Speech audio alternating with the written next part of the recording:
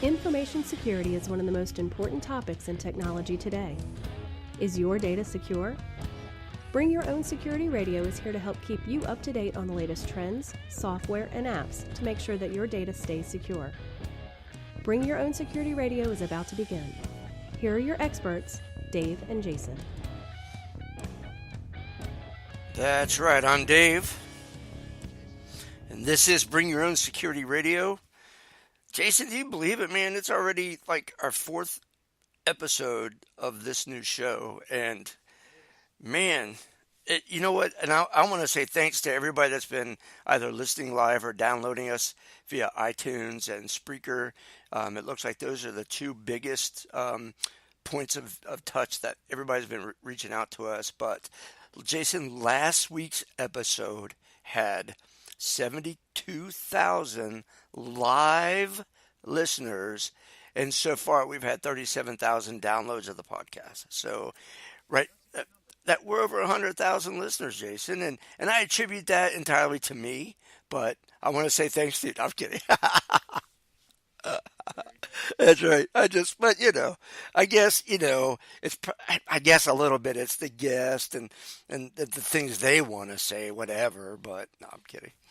No, I'm kidding. So anyway, I want to say thanks to everybody who has made 4 episodes of this show already a better success than we expected it to be. So thank you all, and that's right. And that really brings us in. So Jason, how about if you want to take a moment, do you want to introduce our guest and why he's awesome?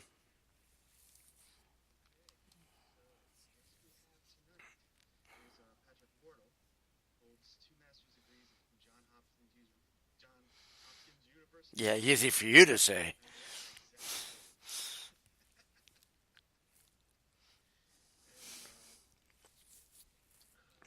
Excuse me, man. I kind of lost my. That's right. Interrupted you. Already failing. Fail. That's it. We're down to 35,000 listeners already. I spurred it already. That's right. You're over. You're done. Rookie. I'll jump in and save you. I think so. Objective. See how I can't even say it. Damn it. So how about we just shut up and Patrick, are you on the phone? Are you there? All right. Aloha. You know what? We have already just brutalized this to death. None of us can say your freaking name. We can't say anything. So how about we shut up, and how about you introduce yourself, Objective C, SINAC, and any other places that you've been involved with?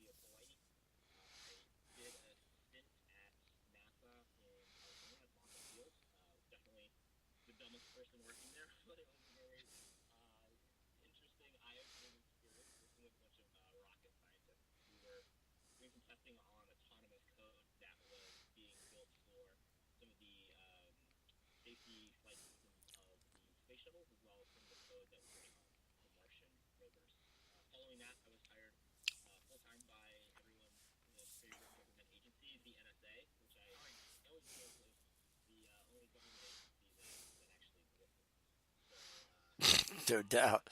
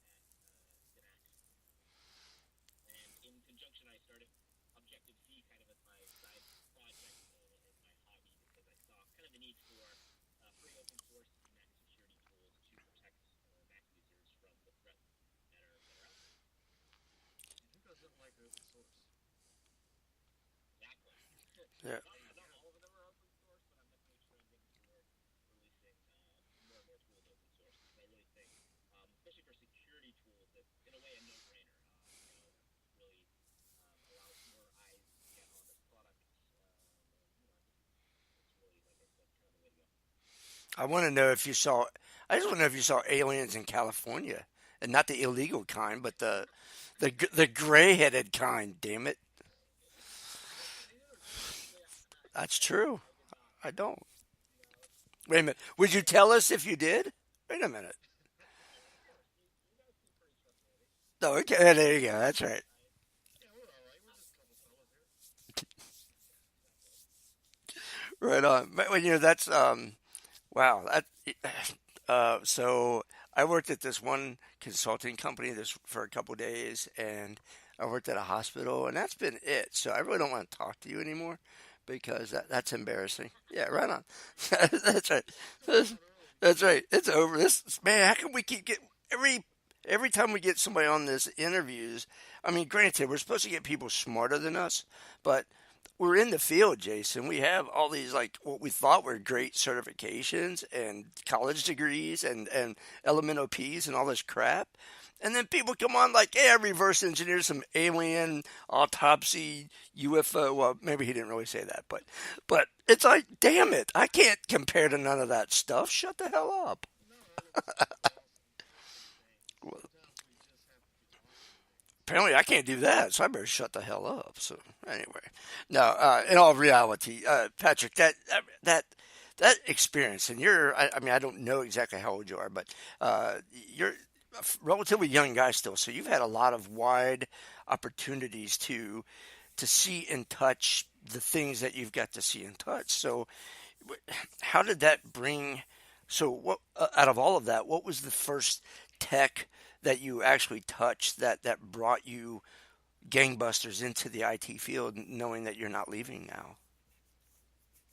Yeah, that's a great question because actually I grew up pretty much without electronics. Didn't have a computer, didn't have a TV. So I spent a lot of time, outside playing in the field, kind of doing creative things as a kid. And I think that really helped me in my career because kind of what I do now and focus on, which is reverse engineering, finding vulnerabilities, generally, bringing a creative mindset to that is one way to kind of have success. Because generally, what you're doing as a hacker or a white hat security researcher is you're kind of looking at the system and trying to figure out the assumptions that the engineer who created it made, and then trying to break those assumptions.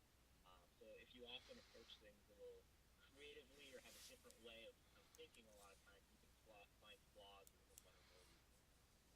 So, I think my first experience with technology was with graphing calculators in high school. I remember, we would create programs that would help us with various assignments. And I remember, sometimes the teachers would check to see what programs we had installed. So, we'd write ones that would do something benign like calculate pi, unless you put in like a certain sequence of numbers, and then it would like show the hidden menu, which was like for, doing integrals and more advanced kind of stuff. So that really kind of piqued my interest in terms of technology. And then at the University of Hawaii, just was kind of doing a standard computer science degree. And, I remember reading a lot about the people who were creating virus writers, the VXers. Back then it was, the 29A, kind of the main virus writing group. And I remember just kind of looking up to them in a way and saying, wow, these are like the ultimate programmers. They're not, creating databases and kind of boring, mundane web apps. Like, they're writing like polymorphic code. And again, they weren't doing it for malicious reasons. They were just doing it to kind of push the envelope. So I remember kind of, yeah, exactly, focusing on, taking more low-level classes, the assembly programming classes. And I still at that point didn't know what I wanted to do in terms of a career because most of the jobs at that time were like web apps and, this was around the dot-com era. And so to me, that wasn't all that interesting. So when I got an opportunity to work at NASA and then at the NSA, I remember kind of one of my interviews at the NSA, they kind of asked me, have you cracked any software? And if so, like, how did you do that? And I was kind of like, are they doing this to see if I've done anything illegal, or are they really interested in my reverse engineering?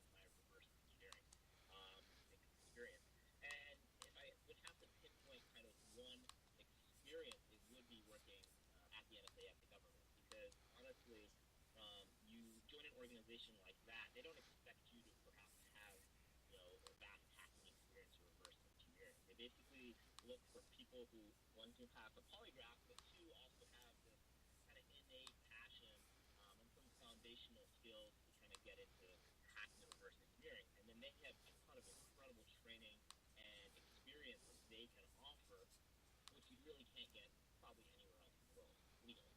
So, I always kind of encourage people to at least look at some of the intern programs they offer, consider the job opportunity there, because, regardless of perhaps what you think, your political agenda, or if you agree or disagree, it's really a phenomenal opportunity for you to learn some amazing skills that can really then build the foundation for the rest of your cybersecurity career. So I'm going to break in here for a minute. It's 10 minutes after 9 o'clock in the East, and I literally just got a message from our producer that for the last 8.5 minutes, the volume for our guest has not been transmitting over their airwaves. So, Oh, crap. So Patrick, we're going to ask you these questions all over again. So that's freaking awesome. Yep. I mean, No problem. that also means we're going to run about 10 minutes longer than usual. For those of you who are used to our podcast, we'll edit out these first 10 minutes of absolutely useless garbage and re-edit the podcast. So for those of you listening live, you get to hear it again. Yeah, because we weren't asking nobody, That's you right. know. That's right, because you heard us asking questions and you heard 9 Like, 9 minutes of silence. Who's answering the That's question? right. So it's like maybe we were doing sign language. I don't know, but I'll blame it on the aliens because we brought it up.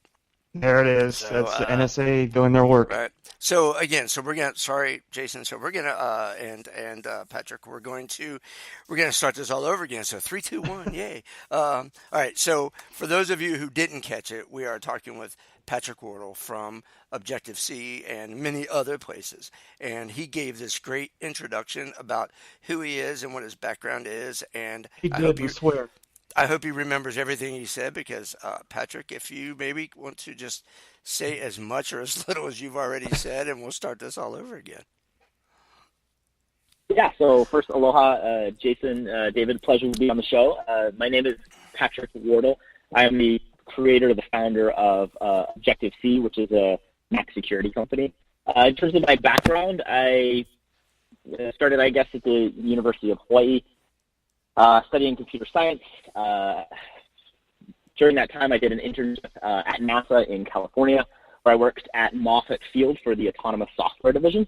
What we were working on was basically testing and kind of exploring the code that was being written for some safety systems on the space shuttle, specifically the Space Shuttle Abort Flight Management System, as well as some of the software that was being written for the Martian rovers, kind of this push towards autonomy in software systems.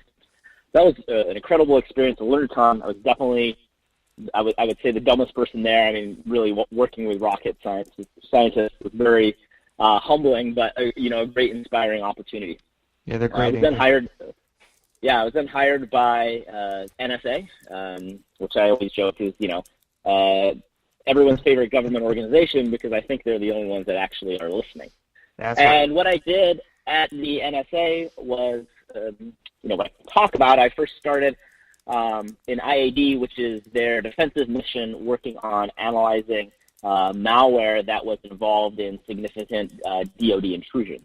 So that was cool because I really got to look at reverse engineering some kind of, I would say top grade malware that was written by some very interesting characters.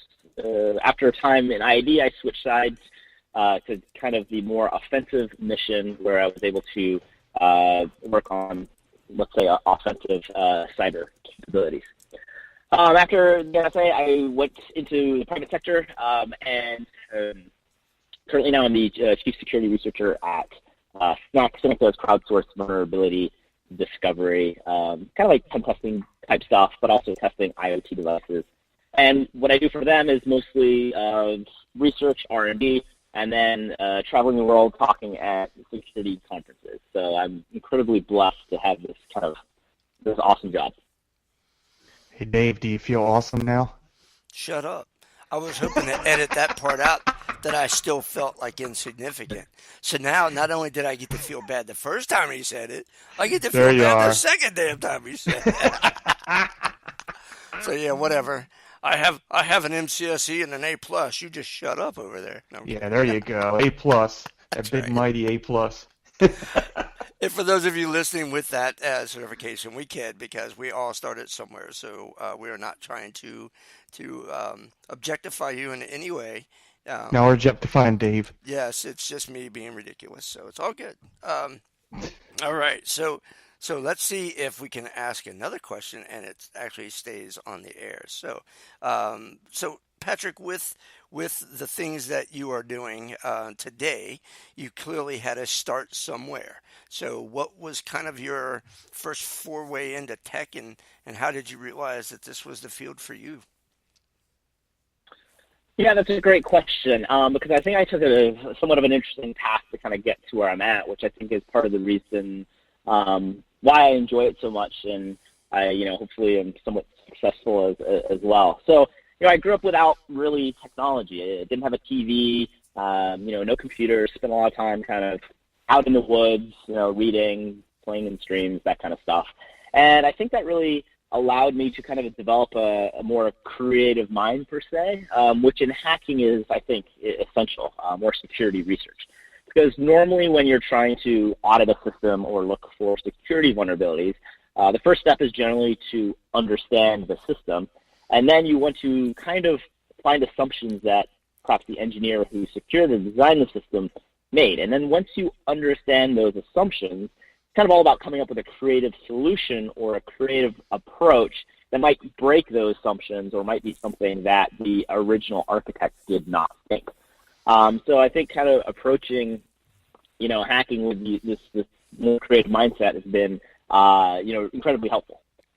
So in terms of where I kind of got started, I remember in high school we had, the TI-83 graphing calculators, and I remember programming those in BASIC. And, what we would do is we would build, programs that would do something benign like calculate pi, but in the background, if you enter a certain sequence to kind of open this back door, which would give you access to the more powerful programs that perhaps would help you on certain homework assignments or exams. And, the teachers would check for those, but depending on the way you coded that, you could kind of get around some of those checks.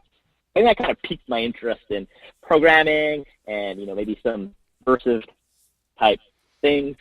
Went off to college, kind of studied a traditional computer science degree, but I remember reading about some of the old school virus writers, the VXers, specifically the group 29A. And I remember thinking, wow, these are really the most advanced programmers that I know, because they're passionately developing programs that are polymorphic, metamorphic, and at the time they weren't being developed for malicious purposes. It was really just because they were passionately inspired to kind of push the envelope.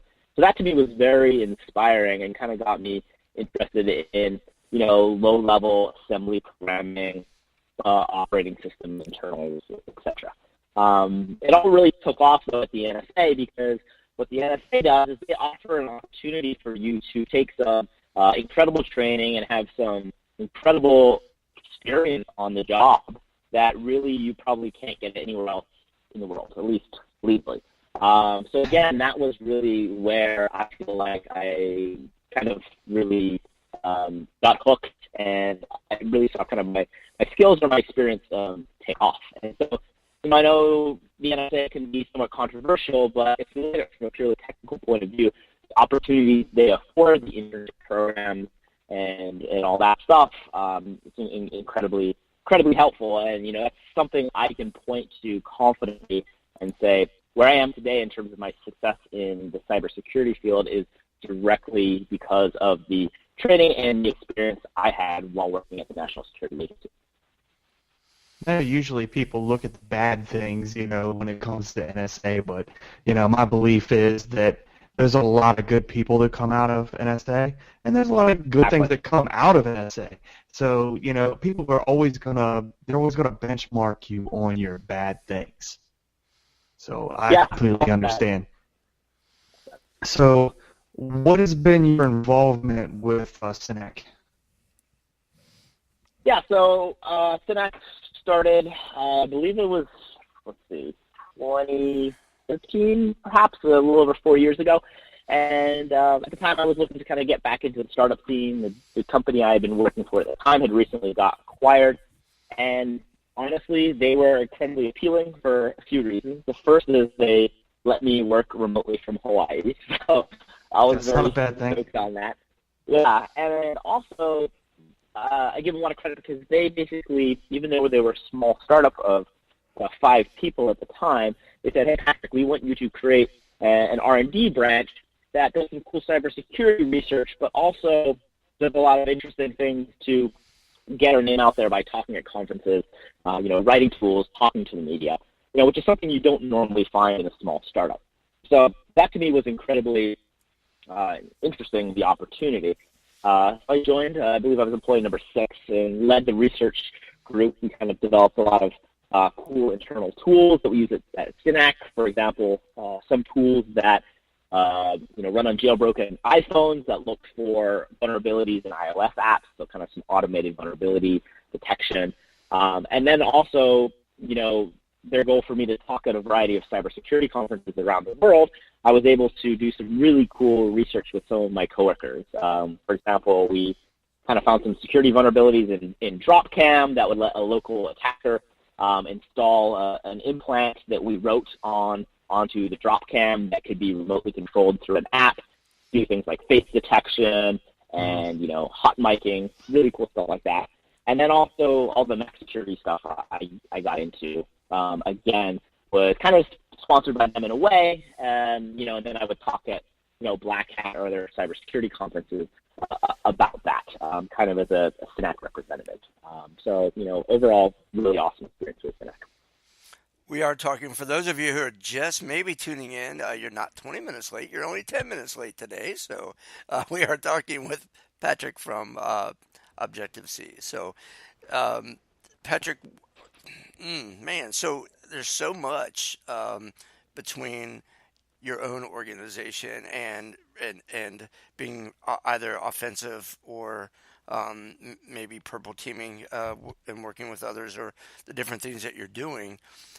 How are you finding time for yourself to continue with your passions? I mean, my understanding is that you really are a driving force within the Mac security world, because most people believe Macs don't get hacked, right? We don't get viruses or anything like that, and you're proving people wrong daily. So where are you finding time to red team and blue team and purple team and pen test and reverse engineer and all the other these things that you're doing? How is that timeshare really working for you? Yeah, that's an excellent question, because I see, it's definitely something I think a lot of us struggle in the InfoSec or cybersecurity community. It's really tough to kind of maintain this pace or make sure we don't burn out. So first, I think it's something I'm incredibly passionate about. So, it's not something I see as work per se. It's very enjoyable to me. Also, I don't have a lot of responsibilities. I live at home with my dog. So, that in terms of my free time, it's rather copious, which is nice. I can kind of do my 9 to 5, and then also, have some time on nights and weekends, perhaps to kind of dive into the Objective-C stuff. But it's cool because I actually only work part-time, for example, at Synac, which then gives me more time to work on Objective-C. And one of the reasons I'm able to do that is there's this kind of funding website called Patreon, which is similar to Kickstarter. But what Patreon does is it allows people to subscribe to creators and pay them some monthly fee. For example, $1, $2, $10. There's various perks that basically people can sign up. And that's something I've created, and it's amazing. I have, several hundred people a month who give, small amounts of money, but that basically provides, consistent somewhat of an income, which has allowed me to kind of cut back on my 9 to 5 job and then more passionately pursue Objective-C, which again is creating these free, a lot of open source tools for Mac users. So, what I do to try to balance everything out, first, as I mentioned, the work for me is really passionate. It's not that stressful. So that's good. And I also try to make sure I balance out sitting in front of the computer, do a lot of yoga. I love to surf. I love to hike. So kind of just getting out in nature, I think, really balances everything out. So while I feel like, I put in a lot of hours between, perhaps SINAC, Objective-C, and other stuff, it really kind of, at the end of the day, doesn't seem overly stressful or too tenuous. Man, you're making what, Jason? We got to cut this interview off. He's making it worse. I mean, crap. The guy's out hiking and doing yoga. The rest of us are drinking Diet Dew with the lights half off and getting fat. So I'm just telling you, Patrick. This is. Hey, you guys, you can come visit anytime. I was getting ready to kid, and I'm going to shut up because I'll be offensive to somebody. But he's going to be there tomorrow. That's right. Well, I was going to say I need 2 plane seats, but that isn't really true. But the reality is that you're right, man. What you just, all that stuff you just said, a good chunk of people. Now there might be different. You said you have you and your dog, right? And others might have a spouse of some sort and some kids or dogs as kids or whatever they have, and so things change. But how for you has that how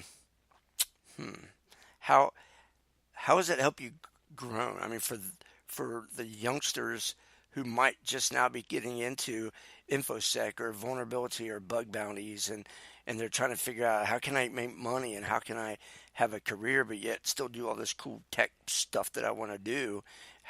Where does that balance live, or have you found it 100% yet? I don't think that's something I figured out 100%. I think, the cliche is life is a journey, and that's true. I think I'm constantly kind of figuring out new things and figuring out what works better and how I can maybe balance out stuff. But one kind of epiphany I had was that it's very easy to get overwhelmed by the field of cybersecurity. And in terms of that, it's just there's so many, say, areas of focus that you can feel like you might need to know all of that. So one thing that I found that has been incredibly beneficial to me is focusing very specifically on one thing, and that currently is Mac security. So, Mac malware and the security of the Mac OS platform. What that means is I don't really analyze Windows malware. I'm not looking for Windows bugs. I'm not doing IoT. I'm not even really looking at iOS apps. I don't do web programming. I know nothing about databases. In terms of cryptography, I know the basics. So I've really found that if you kind of focus on one area, 2 things happen. 1, you don't feel as overwhelmed. And 2, you can kind of become somewhat of an expert in that field. And I don't want to say I'm an expert because I feel like I'm learning new stuff every day. But by kind of deep diving into that and gaining knowledge about one specific subject, you can, in a way, maybe stand out and, kind of be seen as, someone to talk to, in your field, whether that's Windows malware, Android security. So what I would recommend is if, you're anyone in the cybersecurity field, maybe feeling a little lost or getting into it and figuring out where should I focus, definitely dabble in all of those. But if you feel an area that's really kind of starting to pull you in terms of your interest and passion, kind of like, focus on that. And even though the other things get really tempting, kind of just maintain focus on that. And I think the dividends of that, again, is, you'll feel a lot more focused, less overwhelmed, and then hopefully kind of start rising and being seen as at least someone somewhat knowledgeable in that area, which will then allow you, for example, to perhaps talk at these cybersecurity conferences, travel, talk to the media, and do maybe the more fun kind of stuff. Yeah, I find myself, I try and have that type of vision with some things, but they tend to get wider and wider and wider and wider. And then the next thing it's just like, yeah, we do this, and this, and this, and this, and this. And it gets a little crazy. So being that one of your main focuses is primarily Mac OS, could you run us through a scenario of how you might discover a weakness or vulnerability, and what's your methodology for doing so? I mean, do you? Yeah, that's Do you just do like Really new software? Do you hit patches? Do you find somebody, this patch just came out. Well, let's see if we can break this. What's the methodology behind the way you would do it? Yeah, that's an excellent question. And first, I'm kind of embarrassed to admit this, but I really don't feel like I have a very, I would say maybe academic or disciplined approach. I'm not really fuzzing anything. I'm not really deep diving too much into specific components. I have an abstract for a talk I want to give at some upcoming conference, which is kind of, I'm going to title it like the year of inadvertent security bugs. And, the majority of bugs I find in Mac OS is I'm really like poking on something else, like for example, here's a great example. And I'm giving a talk at ShmooCon about this weekend. So I write security tools for Objective-C, and I was writing a tool that needed to monitor process creation so I could track different processes and perhaps detect malicious ones. So pretty standard stuff. And I was talking to the subsystem from user mode that allowed me to do this, and I was running my tool, and when I came back the next day and the system had panicked, and I was like, this is odd. Like, my tool is a user mode tool. Like, it shouldn't cause a system to panic. So I dove into that, and I actually found that there was an issue in the kernel implementation of some of the interfaces that I was talking to that I just happened to trigger inadvertently because my tool was basically, asking for legitimate information that kind of got the kernel into this weird state. So from then I kind of dug around a little more, and the first thing that happened was I reported this to Apple because it was basically something that could panic the kernel, not really a security vulnerability, but still annoying. I wanted them to fix it so I could use this in my tool. And the way they patched that, I kind of looked at the patch, and it was really funny that the way they patched it. Basically, there was a string which didn't have to be null terminated, and the code was looking for the null and would unfortunately look outside the bounds, which if it then tried to read something outside the buffer that was a not mapped page, it would panic the kernel. So the way they fixed it was to do kind of a stir length kind of check. And, again, the string was not null terminated. And so then they ended up like copying random bytes from kernel memory into user mode. So their patch actually introduced an even worse issue, turning it into a kernel information leak. Another thing I always do, just to kind of get back to your question, is often audit Apple's patches, both for bugs that I report and bugs that other people report. Because I have a handful of CVEs where I have looked at the way that Apple has patched something, and really not to pick on them too much, but they often just patch one specific code path instead of addressing the more systemic problem. So I find a lot of security vulnerabilities, and for example, in the case I just described, their patch actually turned a denial of service, a kernel panic, which isn't really a security issue, into a true security issue, which was turning it into a kernel information leak, which would leak sensitive information from the kernel. Absolutely. So, to answer your question just in a nutshell, I could poke on new features they introduce and try to look at areas that, again, I feel like maybe other people haven't audited or poked at as much. And I think there's, with any system, trying to find the dark corners where other security researchers may not have gone is a lot of times a great place to find bugs. Right on. So we are talking with Patrick from Objective-C.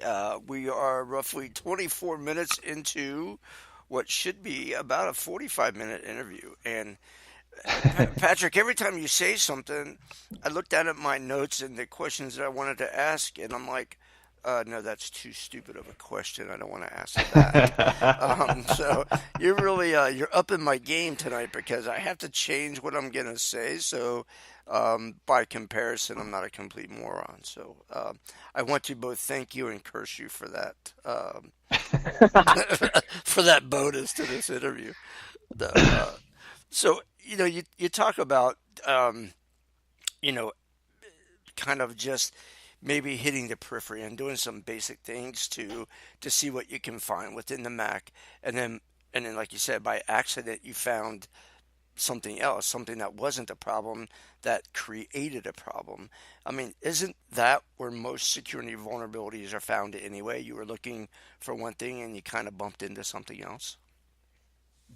Yeah, and I look back at the NSA and I feel like in a way they really corrupted my mind. And I mean this is an ultimate compliment. Like whenever I'm looking at a system or when I'm writing a tool, I always kind of have this offensive mentality. So when I'm writing a piece of software, that's great because I can kind of build in some defensive programming skills, and I like to think that we're kind of building in security from the ground up because I'm always thinking like, how would I break my tool? We're kind of building in those checks. And again, when I'm looking at a system, even if I'm just trying to understand it for the purpose of, maybe interfacing it with it when I'm writing a tool or just to gain some knowledge, I'm always thinking like, what are the assumptions that are made here? And so that's kind of, as you mentioned, a lot of times how I kind of bump into things where I'm like, this doesn't really seem right, or this seems a little off. And then again, just because I'm always kind of focusing on, how can something be exploited or how can something be corrupted, I think that opens up some interesting doors and reveals a lot of times some interesting code that ultimately leads to security issues or security vulnerabilities. One thing that kind of popped into my mind that, okay, so if you're not comfortable with answering this one, I'm okay with that. But in all seriousness, we've had former NSA and or other three-letter organization members on our show. And so why does somebody become a former three-letter contractor or employee versus staying there and like you said, having access to some of the tools and training and again, notwithstanding any of the political nonsense that could come up. But why would somebody not stay unless you knew that you were going in on a short term and that was just how it was? But is that, I mean, for those of us that never have been a part of a three-letter federal agency, some of us think, man, if I had that, I would do this and that, or I'd never leave. And then yet, Sure. We hear that a lot. So is there anything to that you can speak to? Yeah, definitely. I think that's a great question because I think that's something that they struggle with as well because I think they do an amazing job at attracting top talent, do an incredible job training, and then they definitely, I think, have some attrition issues where, a lot of people end up leaving. And, this happens at every company, but, perhaps they struggle with it a little more. And so, yeah, I mean, that's a really excellent question because, some of the things I miss are, one, just being part of kind of the mission. And, depending on where you stand politically, I don't really want to get into that. But, for example, if you're doing, offensive C&E operations against, terrorists, I mean, that's something I think most people can say, okay, hey, that's probably a good mission. There's a lot of people that wish harm against the United States for whatever reasons, again, avoiding politics, who are actively trying to perhaps, hurt American civilians. So again, being part of something that's helping to prevent that, does give a lot of fulfillment. And also, again, just the opportunities of what you get to do in the training is really unparalleled. So the question, as you raised, is why do people leave? And, I think there's a variety of answers to that, probably depending on the individual. One thing for me is it's like a large government organization. Not as bad as the DMV, but again, that's kind of another large organization. So, figurative statement there. Yeah. So for me, I remember some of the challenges we had were not technical, like the biggest obstacles, and that was incredible because we were passed with some very challenging technical problems. So there's just some things. There's a lot of bureaucracy, red tape, and I'll caveat it's real. The NSA, all my experiences, there was a lot of good red tape that made sure people stayed within legal bounds and, did things that were according to the mission, which I think is really important. But there was other things that were just, bureaucratically stifling. The private industry, in a way, I kind of hate to admit this, but, pays a lot better.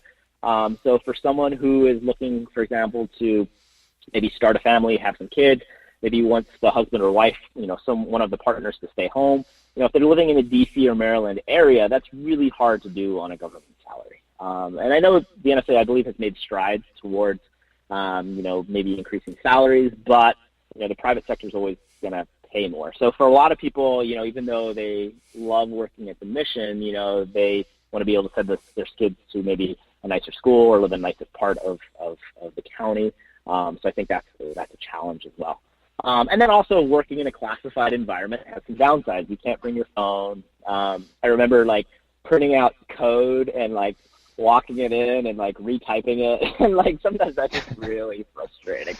But overall, I have just nothing but pretty much fond memories. And like I said, it's an incredible place, I think, to really start off your career. And what a lot of people do is they, leave the agency, but they work as a defense contractor. So in some ways, they're still directly involved, at least with the intelligence community, and they're still benefiting, the nation. They're still working kind of indirectly with these three-letter agencies.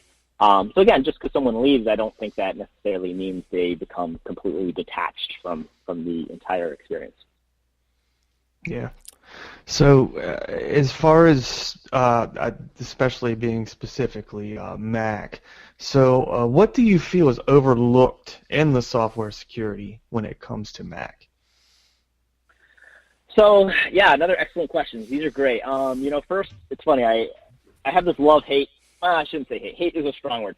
With Apple, where part of me really, I really dislike the fact that they exude the claims that Macs are impenetrable. When we look as recently as 2012, they had statements on their website saying Macs are invulnerable to Windows viruses. It won't get infected with the thousands of viruses that are targeting Windows. And while that's technically true, because a Windows virus is not going to run on Mac, what most people read is my Mac's not going to get a virus. And Yeah. Apple thanks us for thinking that, because it definitely sells a lot of products. And what I continually have to remind myself is Apple is a corporation, and this is not some big conspiracy, but corporations are beholden to their shareholders. So at the end of the day, Apple's primary objective is to make money. And again, that's not a bad thing. It's just important to remember. Do they care about our privacy? Probably. But I think they like to play up these factors because it makes us feel good about their products. And, for example, if we think these Macs are more secure, we're more likely to buy them. Again, it's not necessarily a bad thing. It's just important to remember. So It's just a business. the downside, yeah, exactly. And I don't blame Apple for doing that, although sometimes I feel it's a little hypocritical. But, whatever. So the downside, though, is that then Mac users, in my opinion, are more vulnerable. Let's, for example, say Windows and Mac, the operating systems are, equally secure. You have Windows users, though, that are very cautious because they continually hear on the news this new Windows ransomware. They've all have friends and families whose Windows computers have got hacked. Just a lot more threats targeting Windows computers. The Mac users, we're a little more smug. We don't think that we can get hacked because Apple has been telling us that we can't, and there's not as much Mac malware out there. So we probably haven't had a first-hand experience with Mac malware. So when we browse the web and we open those emails and we click on those links, we are way overconfident, which then naively puts us in a more vulnerable scenario. And it's interesting because I think that's the biggest risk, at least facing Mac users. And really interesting, we're chatting now because just a few days ago, the FBI released an indictment for a guy in Ohio who had developed a piece of Mac malware called Fruitfly. And I became involved with this because last year I was looking at this Mac malware called Fruitfly. I thought, yeah, this is interesting. I didn't really know any of the backstory. It's just another piece of malware. And I reverse engineered it, said, oh, it's got some really cool capabilities. It can turn on people's webcams. It can, capture their keystrokes. It's basically a surveillance capability. And I'm like, These are the type of malware we see perhaps nation states using because, most cyber criminals are just interested in making money, right? Stealing your credit card and, maybe getting your banking credentials. They're not going to write an interactive implant that can move the mouse and turn on the webcam. Got really some are lazy and will just go buy it, what I mean? Yeah. Got really interesting when I found embedded in the malware some backup command and control servers, and I was able to decrypt those URLs, and it turns out those domains were available for registration. So I registered those, and I started logging connections. And what the malware would do is it would connect to the command and control server and send the name of the computer and the name of the user who was logged in. So, for example, if I was infected, you would see an IP address from Hawaii, and you would see Patrick-Wardle's MacBook is the computer name, and Patrick is the user.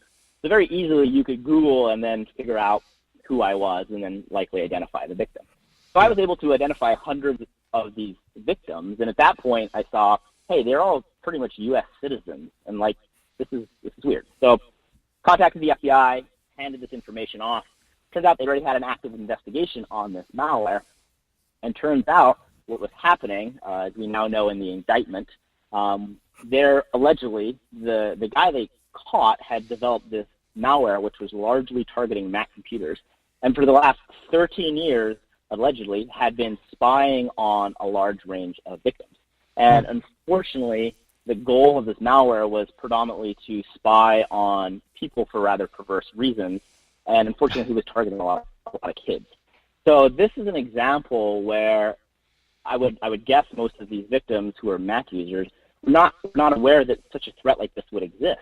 And and if they would, they would have probably covered their webcams, maybe not let their kids take the computers into the bedrooms, those kind of scenarios. So I think that's something that I'm very passionate about, is that just educating Mac users to realize that these threats are out there, that, it's not just the cyber criminals who are trying to steal your credit card, which is annoying but really doesn't impact your life. There's these, creepy guys who for perhaps decades have been basically spying on children through the webcams of Mac computers. Something like that can have emotional impacts and really just, it's just even difficult to talk about. So that's something I think just Mac users should be aware of, just realize that these threats that are out there. And again, not to pick on Apple too much, but I feel, they're somewhat responsible, at least some capacity, in kind of, again, perpetuating these claims that Macs are so secure, which then leads to more vulnerable Mac users. That's that's exactly right. People just don't think about it, and I jokingly tell people all the time, if you want to just turn it on, plug it in, and use it, you don't want to think about technology, or you're not tech savvy, buy an Apple product, because that's what they do. And if you want something else where you have to put forth a little bit of effort, go buy yourself a Windows or an Android, because then you got to put forth effort in keeping everybody else out of it. So, and if you really want to work, you just download Linux and blow it all away. It is, what time is it here? It's 9:48 in the East. We're going to run a little bit long tonight because we had technical issues early, but we are talking with Patrick from Objective-C. Patrick, as we get down to these last couple of questions, and in no particular order, but where clearly you've got a bunch of education. You've got some masters. You went to Johns Hopkins. You went to in Hawaii. You went to college, and so you're clearly not just sitting in a dark basement trying to read PDFs and the Anarchist Cookbook. But where are we today in that fine line between you've got to have a college education versus if you just put forth some effort, you can gain enough experience to be effective in this field? Is there an even battleground there, or is it really just going to depend on what side of the fence you live on?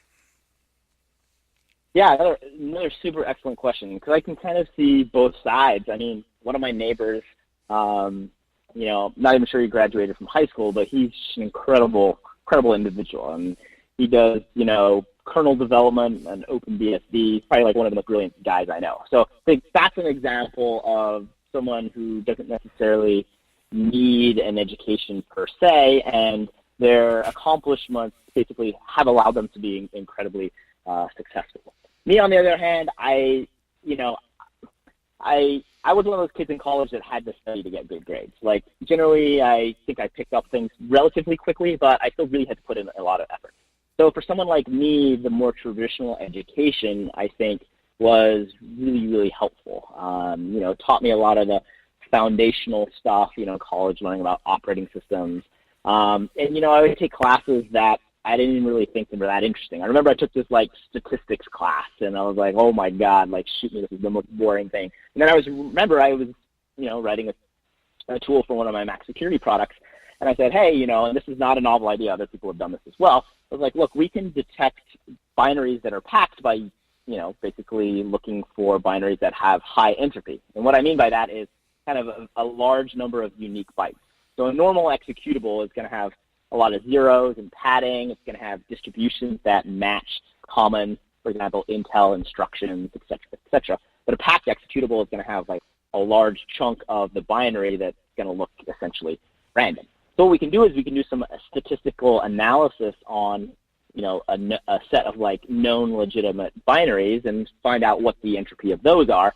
And then for outliers, those are probably going to be packed. So now we can generically detect packed binaries, which is usually an indication that it may be malicious because a lot of malware packs itself, or at least something that should be looked at closer.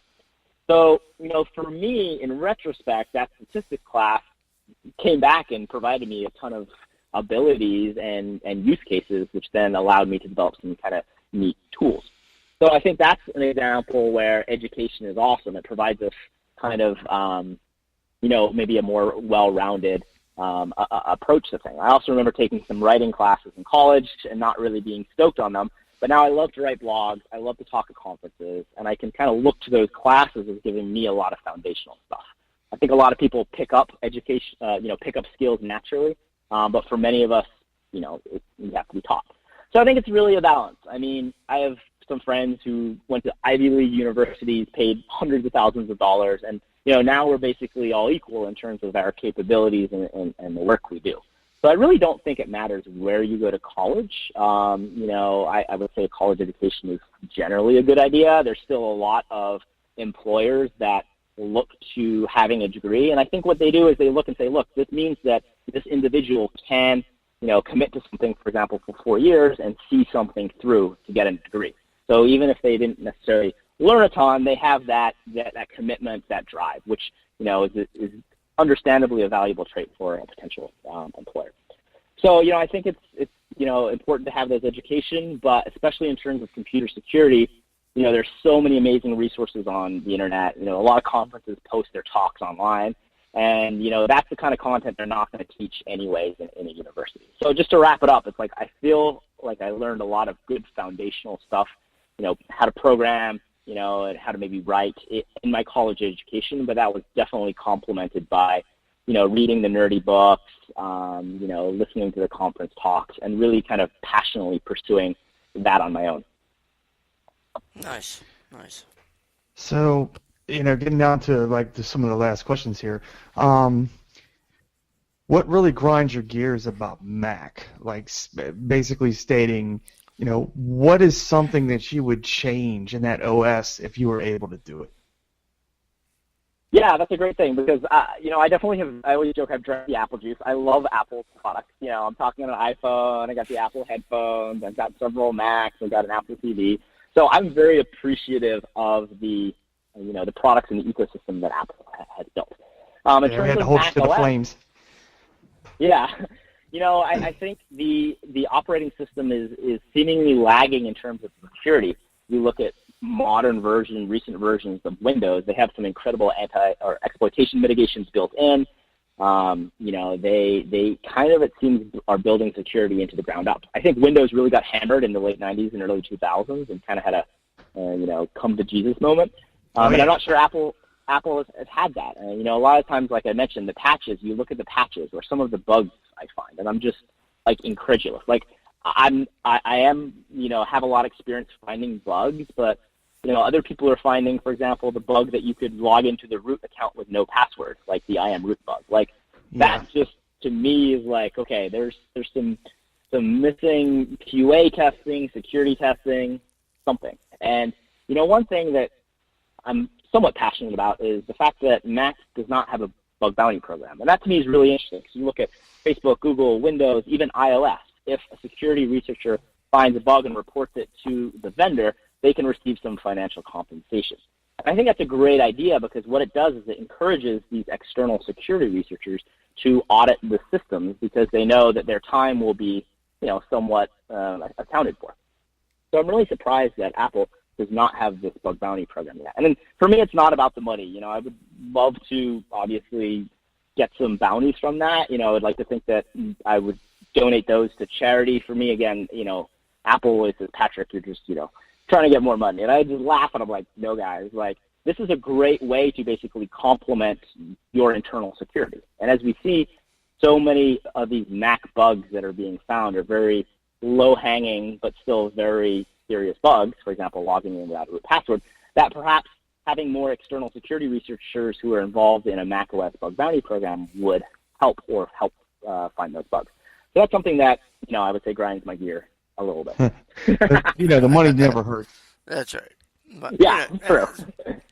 Right on. So it is 9:55 in the East. Patrick, we're going to have to let you go. But before we do, is there any topic that we didn't bring up tonight somehow that is passionate for you or something that you wanted to talk about? And along those same lines, make sure that you tell people if they want to reach you, all the things that you're involved with and how they can reach out to talk to you. Yeah, so obviously I'm very passionate about Mac, and I find a lot of security vulnerabilities and issues, but I really like to also think that I strive to be part of the solution as well. So we kind of touched on Objective-C. So I just want to end about briefly talking about that. And I really hope this doesn't sound like a sales pitch because, again, all the tools are free and a lot of them are open source. So really, I kind of had this epiphany that I love my Macs. I travel with them. I take them to, Russia and China, and I'm always kind of concerned that they're going to get hacked. And, all the security tools that were out there are pretty easy to get around. So I really, first and foremost, wrote some to protect my own computer and then figured, sharing is caring. So, listeners, if you're interested in Mac security, check out objectivec.com. That's objective and then -SEE, kind of a play on words of Apple's programming language. And what you can find there are tools that are designed to generically detect malware. For example, one will tell you if and what is using your webcam or mic. So, for example, if this fruit fly malware had infected your mic, what the attacker actually did is he would wait, allegedly, until the user was not in front of the computer and then turn on the webcam because obviously the LED indicator light would come on. So he would try to capture people, in various states with, maybe not as much clothing on, et cetera, et cetera. But again, they don't want to see me. I wrote, yeah, you never know. So again, like one of the tools I wrote, it would, tell you when you came back to your computer, hey, while you weren't here, this program turned on the webcam and was recording. So that's kind of the underlying, I would say, characteristics of my tools is they look for malicious characteristics or actions as opposed to pinpointing malware per se. Another one looks for the rapid creation of encrypted files by untrusted processes, which is ransomware, right? Legitimately, there's not going to be a lot of software on your system that's rapidly creating encrypted files. And if it does, it's probably something legitimate. So I have a very simple tool that looks for, again, the creation of encrypted files by untrusted processes, and then it can generically detect and block, all publicly known Mac ransomware. So if you're interested in Mac security, definitely check out the site. I also blog about bugs I find. I love to analyze all the Mac malware samples that come out publicly. So yeah, it's really kind of my passionate side hobby. So again, if you're interested in Mac security, I would definitely check it out. I really appreciate that.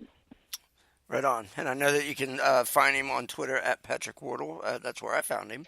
And you are going to be speaking at some conferences in 2018. Is that correct? Yeah, so I'm talking at ShmooCon this Sunday. I'm going to be talking about some of the auditing subsystems on Mac OS, how you can use them to analyze malware, write security tools, and then some of the security flaws I found and how Apple tried to patch them. I'm also then going to be talking at Syscan 360 in Singapore, talking again about some interesting Mac security vulnerabilities, and then at Opcode in Dubai. So that's kind of the spring conferences. I also like to try to talk at Black Hat and DEF CON, so I have some cool new research that I'm working on, and fingers crossed submit a talk to them and get accepted. But I always love chatting with people at conferences, so if any of you listeners or even you guys, are at one of the conferences, come say hi. I feel like I'm super approachable. I love to kind of geek out with you all, so don't be shy.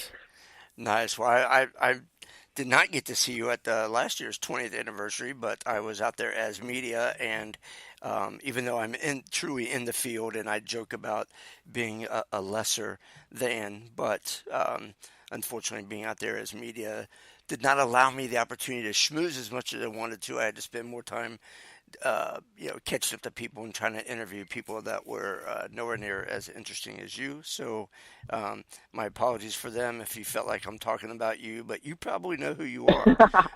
Some of you people. Way to go. Well, you know what? Sometimes when you get a media pass at one of these events, right? Every Joe and their brother wants to get in front of you because they think you're going to give them all this free publicity. And you're like, okay, I'll talk to you. And it's 15 to 30 minutes worth of a sales pitch. And then when you actually ask them a technical question, they can barely turn on their Mac or their iPhone, or they're like, oh, a password? What's that? And it's like, I just want to strangle the crap out of you. So, so I found myself last year just inundated with the salespeople of the technology world, and I vow to absolutely never do that again. The only people I will interview at a Black Hat, a DEF CON, or any of these other cons that I might attend will be presenters and researchers and people like that, people that actually are doing it and not selling it to you, because that just Technical folks. It wasted a week. It was an absolute waste of a week. So I apologize to the 9 of you who I'm talking about you, and that's okay because you're never coming back. You're never coming back on my damn show anyway, so it's okay. You heard it first, folks. That's right. Is that direct or not? I apologize. That's I don't normally get Good that. to be direct. I don't mind usually get that abrasive, but oh my God, that was like literally like Brought out the worst, Dave. It's 5 days of my life I can never get back. So I can't imagine how much fun it is for somebody like Patrick to go and to a Dubai or even to ShmooCon, which is right down the road from you, Jason. It is. It's right down the road. So maybe he should just come sleep on your couch or something. I don't know, but yeah, but to be able to go and know that as a presenter, you're going to have people come up and talk tech with you, right? You're not going to have. Well, I don't think that you're normally going to have, the sales rep for some SEIM company coming up and saying, "Hey, you want to promote my stuff for me?" And I don't know. Yikes. Yeah. That was crazy. That's why I like doing, talk. I get to do talk on via the internet. I get to say what I want, and then when we edit some of this stuff for broadcast onto iHeartRadio, I'm not allowed to be too mean, and I'm not allowed to cuss. But otherwise, they still let me say what I want to say. So at least I get to still have fun. So, but Patrick, thank you so much. For everybody listening, we again apologize for the first 11 minutes being whatever problem that was. I think it was the aliens or the NSA trying to stop us from talking to Patrick. So, but for all of you guys that stuck it out with us, and I want to say thanks. And we will edit that garbage out of the podcast itself, so you won't hear all that nonsense, the non-nonsense, because you didn't hear anything. So, all right, Patrick, thanks again, buddy. We appreciate your time. We'll see you. If we don't see you at ShmooCon, we'll certainly see you at Black Hat. Aloha, guys. Again, thank you so much for having me on. Super awesome to chat with you. And, we'll see you around. All right. Thanks, buddy. Appreciate you. Thanks. Bye. All right. Bye-bye. All right, Jason. Man, God, we got to quit. I'm going to find somebody stupid in this field. I know that's going to be hard to find, like, stupid InfoSec people, but I think I may have to interview myself. I may have to have you interview me just so that, I'm like, look, dude, I've got 13. I'll get through 4 questions, and I'm like, yeah, I got to travel to work tomorrow, D.C. Yeah. Well, I was thinking the same thing. I'm like, well, crap now. I mean, I feel pretty good about myself. I've got 13 certifications, and I just got that CISSP, and I put that crap all over LinkedIn and Facebook, and actually, and then bam. My stuff came today. My welcome kit actually showed up in the mail today. But yeah, so I get all this cool stuff, and then he's like, "Well, I did a little bit for NASA, and I did a little bit for the NSA, and I only got 2 masters. I got tired of working on my 3rd. I'm like, well, How's the weather in Hawaii? There you go. So fine, how do you do? Oh, my, that's right. So, yeah. Took the wind right out of your sails, didn't it? Well, and next week's interview gets no better. Now, just for everybody's knowledge, we pre-interviewed. She was not available to us, but just to give you a teaser, she is one of the top female CISOs in the world, not in the country. She travels around the world at invitation: Japan, Hong Kong, Singapore, Berlin, the UK, Australia. She travels worldwide because people want to hear what this woman has to say. And she was not available to be with us live next week, so I was able to take 30 minutes and pre-interview her.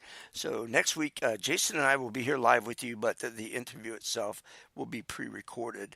But if you ever wondered, can a female be a CISO or be respected or lead the way?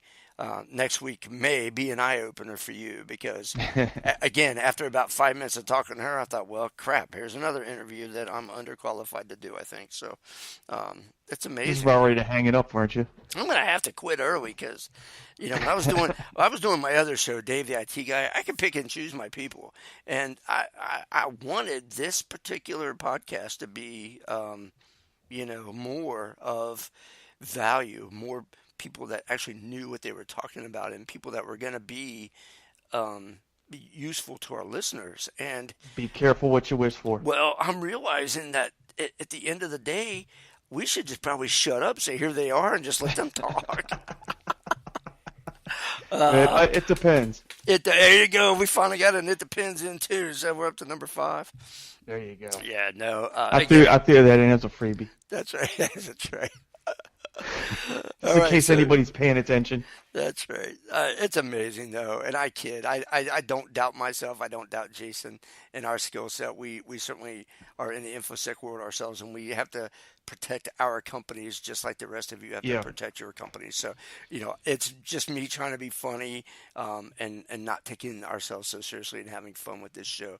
But the reality is we've had some great guests already, and we've got some great ones lined up in the next 20-some weeks. So if you miss a podcast, that's an hour that you're going to wish you didn't miss. And just remember, you can download us off of iTunes, Spreaker, Stitcher. Crap, I forgot half of them already. But just go to bringyourownsecurity.net, and we even have an embedded player right there on the website. You can just pick from any of the Bring Your Own Security and some of the old Dave the IT podcasts. So join us again next week, next Thursday, 9 p.m. Same bat channel. That's right. Jason and I will be live. We'll have our guests with us, and we'll have you all, 104,000 of you that were here last week. Hopefully you stayed this week and even more. Maybe it's 200,000. That's right. So thanks again, Jason. I guess we're out of here. It's about the end of our time. So I'll say good night, and Jason, good night to you, all right. Sir. Good night.